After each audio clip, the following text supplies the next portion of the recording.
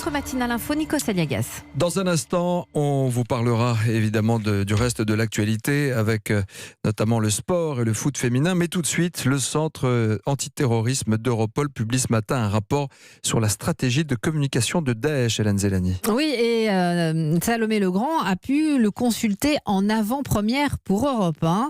Et elle en retient un virage notable et inquiétant dans la propagande djihadiste à destination des femmes. Elles ont été soigneusement ciblées par les propagandistes de Daesh. Dans les quelques 200 vidéos et documents de communication étudiés par Europol, les femmes font l'objet d'un traitement particulier que détaille Vincent Semestre, chef d'unité au Centre européen antiterroriste. Daesh donnait de l'espace dans ses publications afin d'insinuer que les femmes pourraient accéder à des positions de professeurs, de médecins, de personnel de la police religieuse, qu'un groupe est reconnu pour des femmes. Vous pouvez voyager seul pour venir sur zone de guerre. Lorsque vous serez là, vous aurez une reconnaissance, vous pourrez participer au combat. Et ça crée un précédent qui peut être dangereux en termes d'attractivité de femmes à un projet terroriste. Des messages sur la polygamie ou la soi-disant nécessité de réduire en esclavage les femmes yézidis ont même été produits par des femmes djihadistes pour les rendre plus acceptables.